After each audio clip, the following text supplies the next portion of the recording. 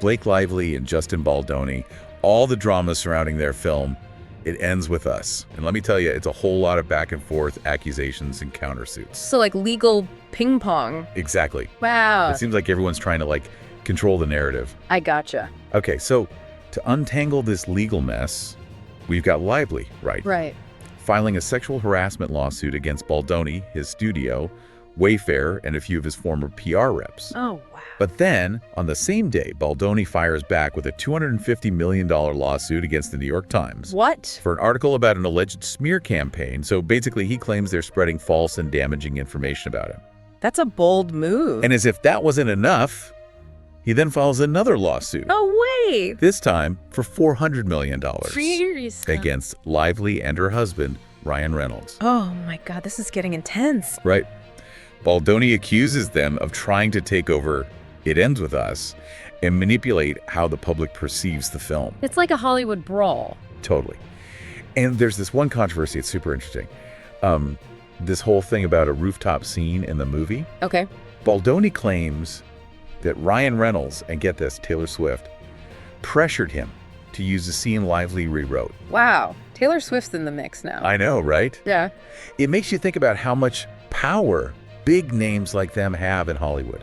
For sure. And how that power might influence a director's creative choices, Definitely. That's a good point. And to make things even more interesting, Baldoni apparently sent Lively a 6-minute apology message. What? Yeah, after they met to discuss the rooftop scene.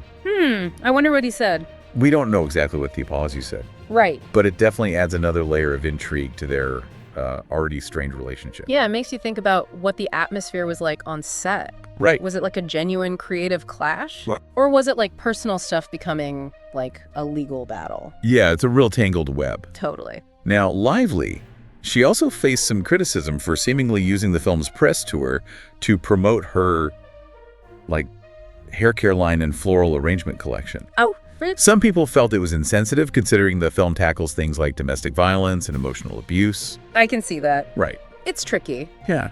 On one hand, she's promoting her brands, which, makes sense. Right. But it does make you wonder if that overshadowed the film's message. I can see both sides. Yeah, It's a tough balance, for sure. for sure. Now, Justin Baldoni's past adds another layer to all this. Okay. He's been open about his struggles with pornography addiction, which he says stemmed from early exposure Okay. and became a way for him to cope with, difficult emotions. I see. What's interesting is how his personal struggles are kind of the opposite of the themes in It Ends With Us. Oh, how so? Well, the film's all about breaking free from unhealthy relationships. And here he is talking about his own journey to overcome addiction. Right. It makes you wonder how his experiences might have shaped how he directed the film. That's an interesting point. It reminds us that everyone's got their own story, their own battles they're fighting. Yeah. And those battles can play out in unexpected ways, even in filmmaking. True. But before we get too philosophical, there's one more piece to look at. Okay. Remember that controversy with Baldoni's first film, 5 Feet Apart? Yeah, vaguely. The accusations from Travis Flores, who claimed Baldoni stole his movie idea. Oh, yeah, I remember that now. Flores said Baldoni read his script, which was inspired by his own struggles with cystic fibrosis, and then made a similar story for 5 Feet Apart. That's a serious accusation. And this accusation, even though they settled it, adds another layer to Baldoni's current legal fights. Okay. It does. It creates a pattern, or at least it looks like one, suggesting that he might, take ideas. Right. It raises questions about where his ideas come from and if he gives credit where it's due. I see what you mean. Yeah, it really makes you wonder if he's been, playing fair. Right. And sadly, Flores passed away in 2024 before, seeing any real resolution to his claims. That's really sad. It is. It reminds you of the human cost of these legal battles Definitely. and how hard it can be for new creators to protect their work. Yeah, it's like they need to know their rights Yeah, and how to protect their ideas, absolutely. especially in such a competitive industry. It's a total David versus Goliath situation, isn't it? It is. It makes you wonder if there's a way to make things fairer for, new voices in film. Yeah, what do you think? How could we level the playing field? Maybe a more transparent process for pitching and reviewing ideas. Something with more accountability Yeah, that makes sense. so that creators are protected. That's a good idea, but I also think it needs a change in, the whole culture of Hollywood, recognizing that new perspectives and diverse voices are so important for the industry to grow. You're right, and let's be honest, some of the most interesting films lately have come from those who were, once on the outside. Exactly. They bring something new, challenge the way stories are told. Totally. So even though all this with Blake Lively and Justin Baldoni shows us the bad side of Hollywood, it also gives us a chance to rethink and change. I see what you mean. Like, this is a moment to think about how we support new talent, protect ideas, and make the industry more fair for everyone. Yeah, like valuing the originality of stories. Exactly. And speaking of Baldoni, putting aside the controversy, he has done some good work in bringing attention to important social issues. Yeah, his films and documentaries have tackled some tough topics. Right, and that's sparked important conversations. It shows how complex people are, Yeah. Capable of good and bad things. It's definitely a nuanced situation. As viewers, I think we need to engage with it thoughtfully. Right. We can appreciate the work while also holding people accountable for their actions. Exactly, and I think the main takeaway here is the importance of, critical thinking. We should look at these stories from different angles, think for ourselves, and form our own opinions. Absolutely, and never stop asking questions. Yeah. As we've seen in this deep dive, there's always more to the story than what we see at first. True.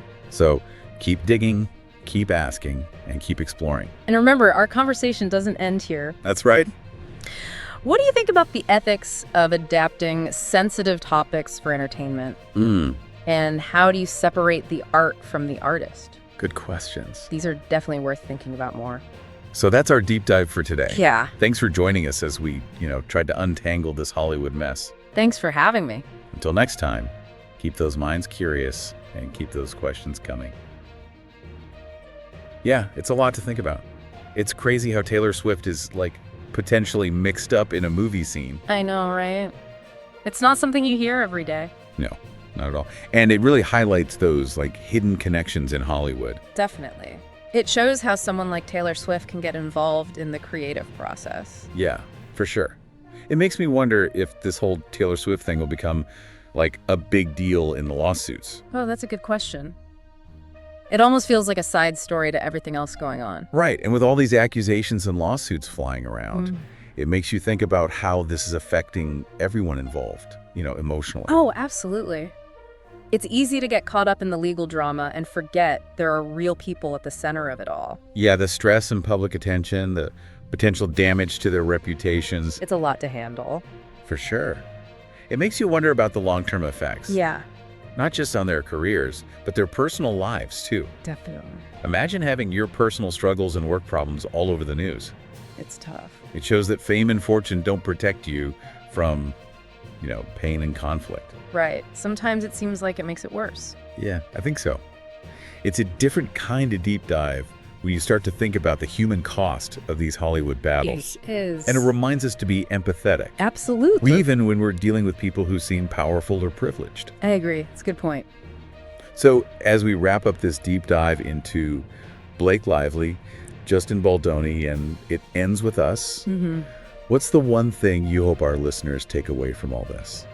Well, for me, it's realizing that Hollywood, even with all the glamour, is still a human world.